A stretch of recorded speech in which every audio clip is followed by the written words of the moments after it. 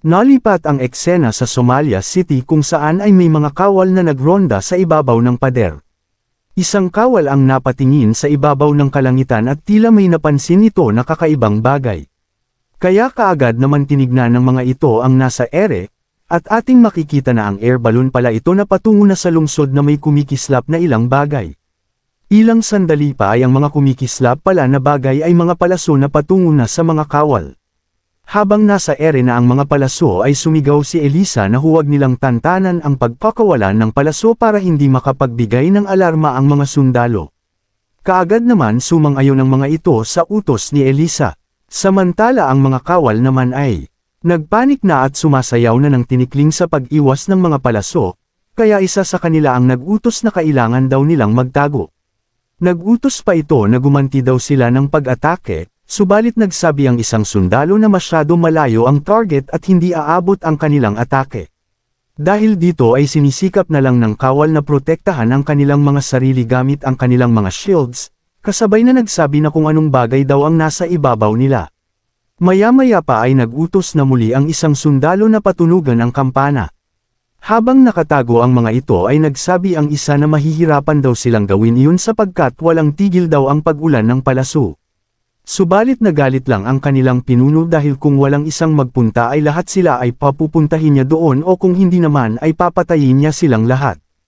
Sa sinabi ng pinuno ay mabilis nang tumayo ang mga kawal upang puntahan ang kampana, kasabay ng pagtakip ng kanilang mga shields habang natakbo. Samantala makikita natin na masaya na ang isang kawal dahil malapit na nitong maabot ang nasabing kampana. Ngunit sa hindi inaasahang pangyayari ay may isang slash na dumaan sa hangin. Maya-maya pa ay nakabulagta na ang kanina lang na masaya na kawal. Ang may gawa pala nito ay si Leia na maangas na tumingin sa mga natitirang kawal. Dahil dito ay namutla sa takot ang natitirang kawal dahil sa presensya ng mulawin na si Leia. Mabilis naman na bumaba ang grupo nina Elisa para sakupin ang gate ng kanluran. Maya-maya pa ay kaagad nang pinaputol nila ang fireworks hudyat na nasakop na nila ang gate. Samantala ang kwento ay napupunta kila Mina at ng Wolf Warrior Team kung saan ay maingat na pumupunta sa silid ng prinsipe. Ang prinsipe naman ay nagulat ito dahil sa malakas na tunog ng fireworks. Kaya kaagad na din itong sumilip sa kanyang bintana at nagtanong kung fireworks daw ba yun. At kung sino naman daw kaya ang nag-set para magpaputok ng fireworks. Dahil sa hudyat ng fireworks ay oras na para sa pagpasok ng grupo ni New Year, kaya kaagad na itong nag-utos sa kanyang mga kasamahan na sisimulan na daw nila. Maya-maya pa ay kaagad ng mabilis na pumasok ang grupo nila sa gate ng Somalia City. Sa naging presensya ng grupo ni New Year ay nag-alerto na mga kawal at pinayuhan niya ang kanyang mga kasamahan na huwag magpanik at sundin pa rin ang kanilang linya. Ngunit may sumigaw at binalaan nito ang nagsasalita na mag-ingat daw ito, dahil dito ay lumingon ang matandang kawal sa paparating na atake. Ngunit huli na ang lahat dahil nabigyan na ni New Year ang tungaw ng isang masarap na pasalubong. Nalipat naman kaagad ang kwento sa loob ng kastilyo ng Somalia City kung saan ay may isang baso na nakatamba sa lamesa. Ang may gawa pala nito ay ang ika-4 na prinsipe na nagagalit dahil isang kawal ang nagbalita sa kanya na nasakop na sila. Sabi pa ng kawal na ang kanlurang gate ng Somalia City ay tuluyan ng nasira ng kanilang kaaway. Nagalit naman na nagtanong ang ika-4 na prinsipe kung ilan daw ang bilang ng kanilang mga kalaban. Sumagot naman ang kawal na hindi pa daw nila eksaktong nabilang. Sa narinig ng prinsipe ay nagalit ito sa kawal dahil nakapasok na ang mga kalaban nila sa loob ng lungsod at hindi pa rin daw nila nakuha ang bilang ng mga ito. Muli pa itong nagsabi sa kanyang kausap na mayroon silang ilang libo pa na mga kawal na pwedeng mag-protekte sa kanilang lungsod. Tinanong niya pa ito kung naintindihan daw ba nito ang kanyang sinabi. Ngunit sa hindi inaasahang pangyayari ay wala na pang buhay ang kanyang kausap dahil may isang punyal ang dahan daw ang binunot sa leeg nito. Ang may gawa pala nito ay si Mina na may seryosong ekspresyon at pinatigil si Tungaw sa pagsigaw dahil ang ingay daw nito. Napangiti naman ng prinsipe ang presensya ni Mina at batid niya na hindi siya mananalo sa labanan, kaya kaagad na itong tumalikod para tumakas. Subalit kaagad naman sinalubong ni Boy Peklat ang Tungaw para pahintuan ito sa pagtakas. Kaya natakot ng husto ang prinsipe at nagtanong kung sino daw ba sila. Binalaan niya pa ito na isang malaking krimen ang kanilang ginagawa dahil isa daw siyang kasapi sa isang royal family. Ngunit walang atubiling binitukan ni Mina ang tungaw at wala daw nga kabuluhan ang pinagsasabi nito. Habang walang malay ang tungaw ay inutusan ni Mina si Boy Peklat na dalhin na daw nila ang prinsipe, na mabilis naman na sinang-ayunan ni Boy Peklat. Biglang lumipat ang ating eksena sa labas ng Somalia City kung saan naruroon ang kampo ng ating bida. Sa loob nito ay binuhusan ng tubig ang prinsipe na walang malay. Maya-maya pa ay nagising na din ang tungaw at tumingin ito sa kanyang harapan. Kaya pala hindi ito makapagsalita dahil may nakapasak pala na bagay sa kanyang bibig. Kaya inutusan ni Luifeng si Boy Peklat na hayaan daw nila itong makapagsalita na agad naman sumang-ayon si Boy Peklat. Ilang sandali pa ay kaagad din naman tinanggal ang nasabing bagay sa bibig ng prinsipe. Kaya nang matanggal ito ay kaagad na itong sumigaw at nagtatanong kung sino daw sila at bakit daw itong ginagawa sa kanya. Nakangiti naman na sumagot si Luifeng dahil nagpadala daw itong ng tao sa Xiang City para imbitahan siya, pero nakalulungkot dahil hindi daw pala siya nito nakikilala. Sa sinabi ng ating bida ay pasigaw naman na nagsabi ang tungaw na kung siya daw ba si Luifeng. Kinutya niya pa si Luifeng na isa lang daw itong baron tapos gumawa ito ng mga ganitong bagay sa isang miyembro ng royal family. Nagtanong pa ito kung nagre-rebel daw ba si Luifeng. Sa mga sinabi ni Tungaw ay isang malakas na puwersa ang sumambulat sa kanyang ulo dahilan para magulat at lumabas nagmabahong laway nito sa sarap na kanyang nadarama. Ang may gawa pala nito ay si Mina na halatang galit na galit ito dahil sa kabastusan ng bunganga ng Tungaw at panghamak nito sa ating bida. Subalit ang Tungaw na nakasubsob sa sahig ay nagmakaawa ito na tumigil na daw dahil ayaw niya pang maging kalbo. Sa nakita ni Luifeng ay nakangiti ito at nagsabi sa Tungaw na nagkakamali daw ito ng akala, dahil naririto lang daw siya para sa maitama ang mga mali nito. Kaya inutusan niya si Boy Peklat na dalhin daw kay Princess Lucy ang Tungaw na ito pag makabalik na sila sa Xiang City. Mabilis naman na sumang-ayon si Boy Peklat sa mga pahayag ng ating bida. Kinabukasan at sumikat na ang araw ay makikita natin ang lungsod ng Somalia City kung saan ay mga kalat-kalat sa lungsod ang iba't ibang usok sanhi ng laban noong gabi. Samantala dalawang maharlika ang nakikiusap kay Luifeng na patawarin sila dahil pinilit lang daw sila ng prinsipe na sumama sa kanya at ang gusto talaga nila ay sa panig daw ng ating bida.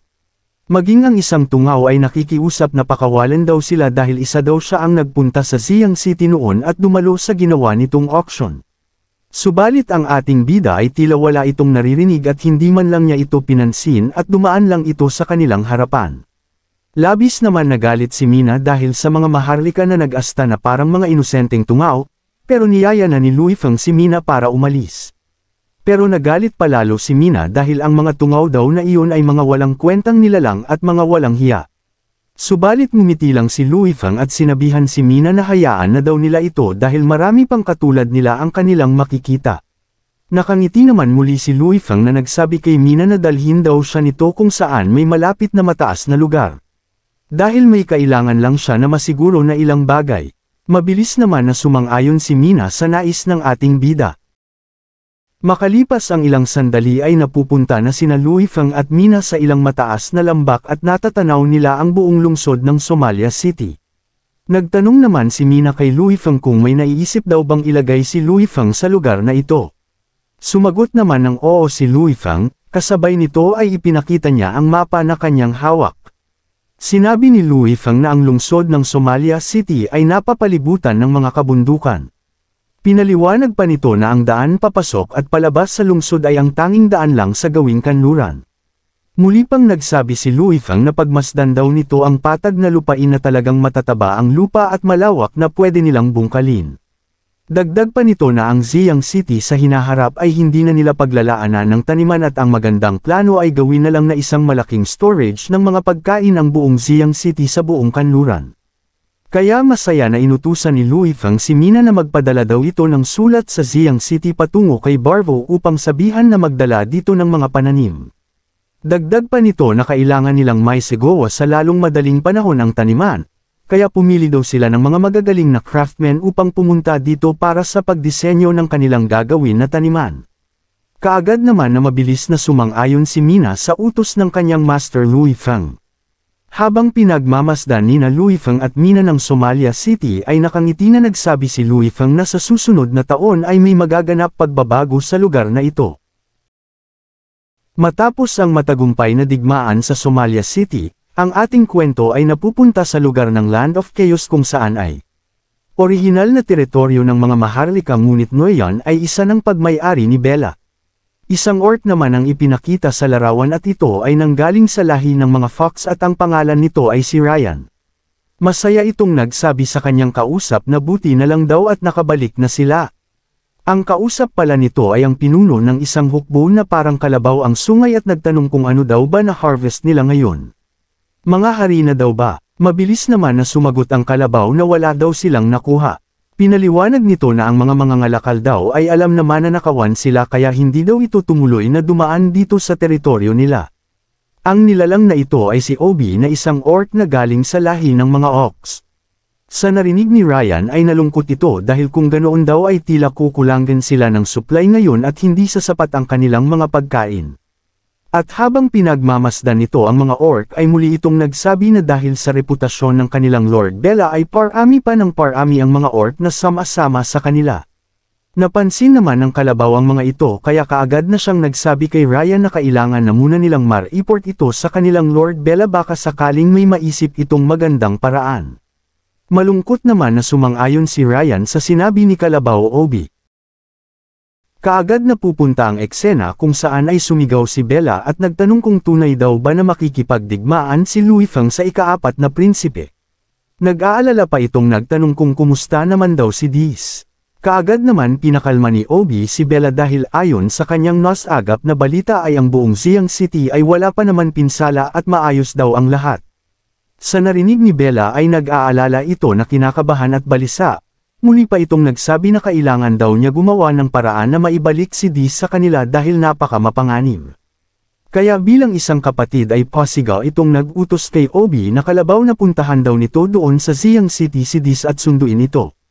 Kung hindi daw ito sumunod ay tauian niya ito at kaladkarin papunta dito. Nag-aalala naman si Ryan at nagtanong kung ano naman daw ang kanyang gagawin. Muli pa itong nagtaas ng kamay at kung pwede daw siyang magsalita. Pagalit naman na nagsabi si Bella na kung bakit daw ito tila humahadlang na kunin si Diz doon. Kaagad naman pinaliwanag ni Ryan na ayon sa kanyang nalalaman na si Miss Diz daw ay may isang malaking katungkulan doon sa Siang City. Kaya sinabi niya kay Bella na kung puwersahan nilang kukunin si Miss Diz sa Siang City ay isa itong kabastusan at baka masira pa ang kanilang relasyon sa Siang City. Sa mga narinig ni Bella ay medyo kalmado naman na nagtanong kung ano naman daw ang dapat nilang gawin. Kaagad naman pinaliwanag ni Ryan na marami naman silang nakulimbat na mga bagay sa nasakop nilang mga lugar tama daw ba. Kaya ang magandang gawin ay pupunta sila sa Siang City upang makipagkalakalan doon, pero siya naman ay pasekreto niyang pupuntahan si Miss Diz upang sabihin ang iyong utos. Kaya sa kanyang palagay ay susunod itong si Miss Diz sa mga nais nito. Sa mga narinig ni Bella ay nagsabi na tila reasonable daw ang mga pahayag nito kaya pumayag na ito sa nais nilang gawin. Kaya kaagad na nagsabi si Bella na gagawin daw nila sa ganoong paraan, inutusan niya na si Obi na ihanda ang kanilang mga goods upang dalhin sa Siang City.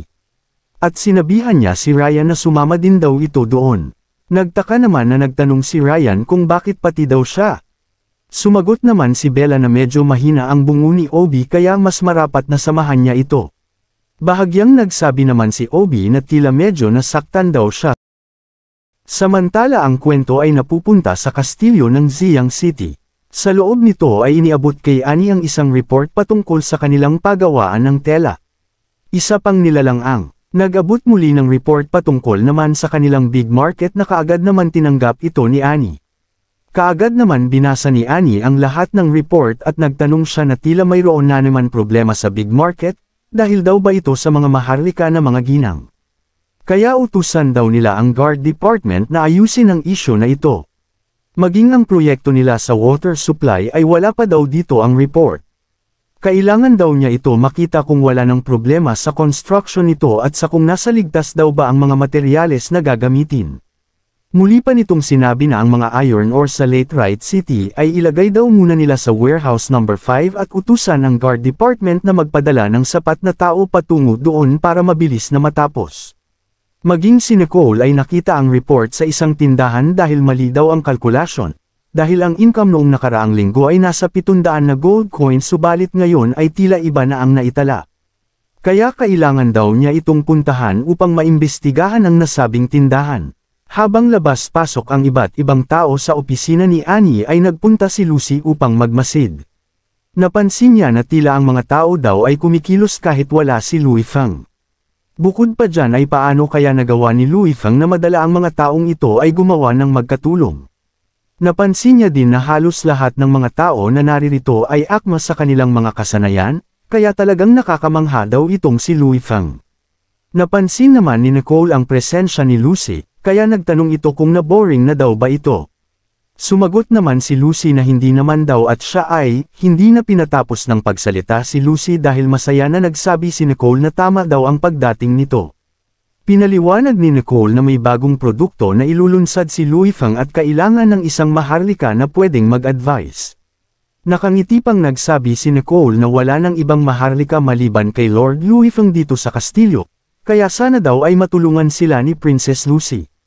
Sa mga sinabi ni Nicole ay makikita natin na napalingon si Annie at medyo nag-iba ang pagmumukha nito nang mapansin niya na naririto si Lucy. Hindi naman nakasagot si Lucy sa mga sinabi ni Nicole, subalit si Annie ay nagagalit pa rin dahil isa din daw siyang prinsesa bakit hindi siya ang pinili ni Nicole. Kaagad naman sinabi ni Nicole na sumama na din daw itong si Annie sa kanila dahil masyado itong naging abala buong araw, kaya pwede na muna siguro itong mag-break. Samantala si Lucy ay nagtanong kay Nicole kung ano daw ba iyon. Masaya naman na nagsabi si Nicole na ang bagong produkto nila ay sinabi ng kanyang Lord Louis Feng ay nagbibigay daw ng excitement para sa mga babae. Sa narinig ni Lucy ay namumula ito ng lubos at sumigaw kung ang bagay daw ba na iyon ay isang aphrodisiac o isang pampalibog sa Tagalog. Habang naglalakad na sila ay labis pa ang galit ni Lucy dahil napaka walang hiya daw talaga ng Louis Feng na ito.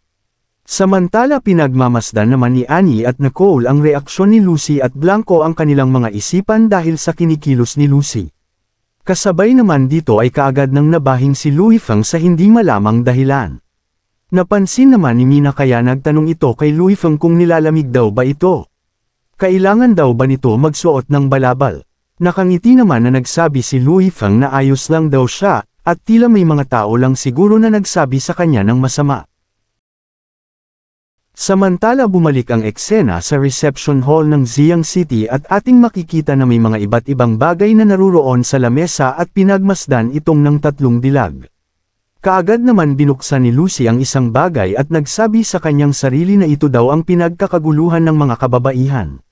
Maging si Annie ay masaya itong makita dahil ang mga ito daw ay make-up.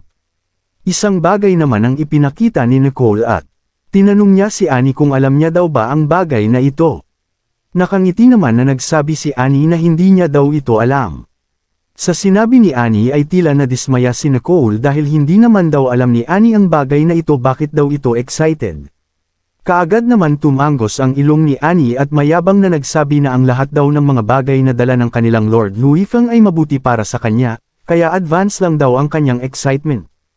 Ipinaliwanag naman ni Nicole na ang bagay daw na ito ayon sa kanyang Lord Louis Feng ay nagpapaganda sa isang babae.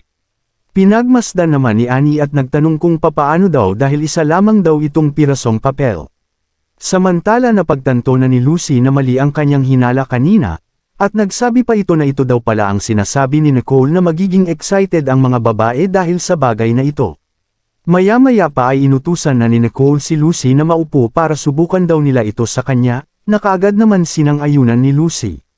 Habang nakapikit si Lucy ay nagtanong ito kay Nicole kung paano daw ginawa ang make-up na ito.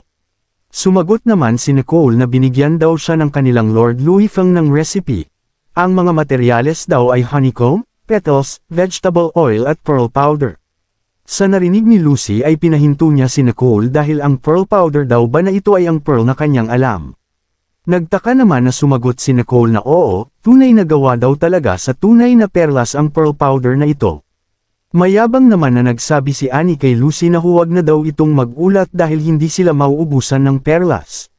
Sa mga narinig ni Lucy na sinabi ni Annie ay napangiti itong pilit at nagsabi sa kanyang isipan na maging daw siya na isang prinsesa ay hindi niya sasabihin na hindi sila mauubusan ng perlas.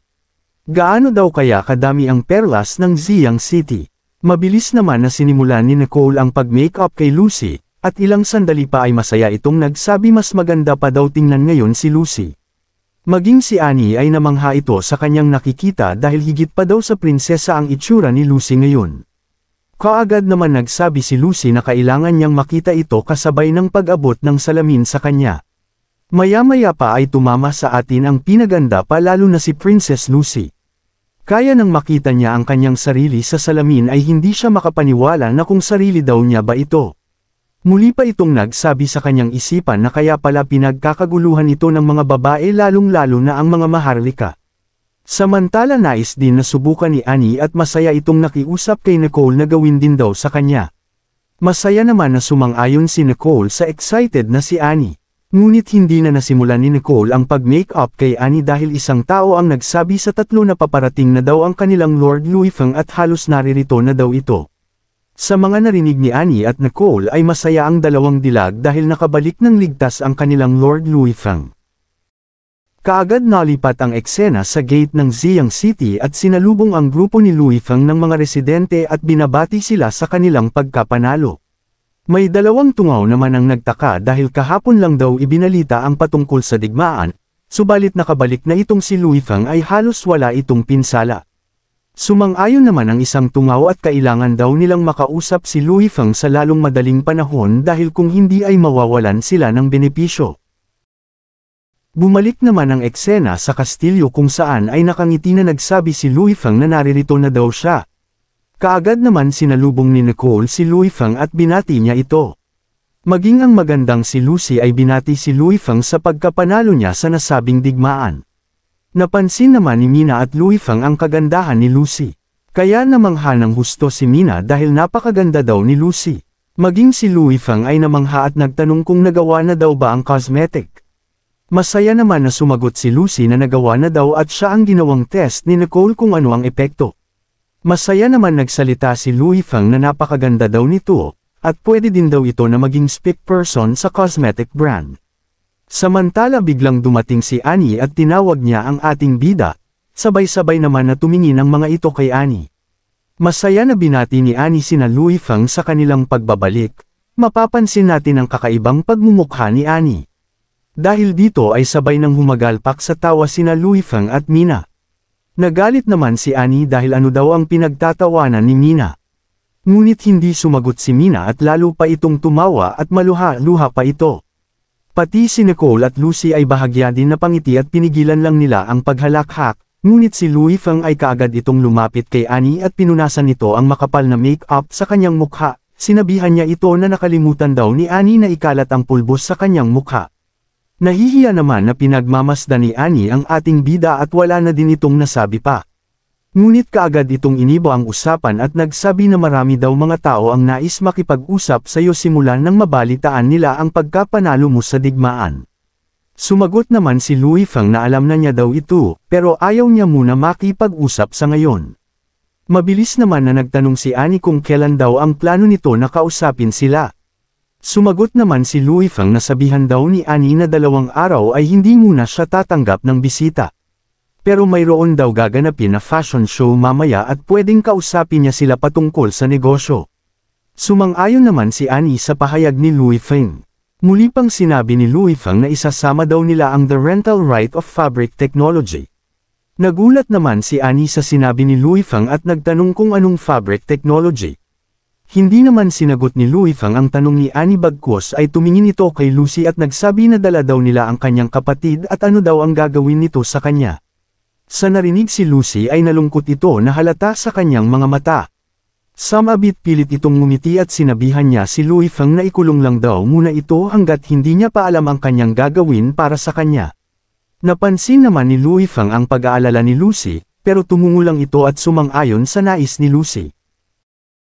Lumipat naman ang kwento sa labas ng lungsod ng Ziyang City, makikita natin ang dalawang orc na si Ryan at Obi na dumating na sa lungsod. Nang makita ng dalawang orc ang Ziyang City ay nagtaka na nagtanong si Ryan kung bakit daw napakapayapa naman daw ng lungsod na ito. Sumang-ayon naman si Obi at nagtanong na paano naman daw kaya ang nalalapit na digmaan. Isang panot na matanda ang nakarinig sa sinabi ng dalawang orc, kaya nagsabi ito na maaga daw natapos ang digmaan at ang kanilang Lord Luifeng ang nanalo sa nasabing digmaan. Laglag pa nga naman na nagtanong ang dalawang orc kung tunay daw ba natapos na. Nang makaalis na ang matandang panot ay nang sabi si Obi kay Ryan kung kukunin pa daw ba nila si Dis. Hindi naman sumagot si Ryan at blanko lang ang pagmumukha nito dahil sa balita na kanyang nalaman.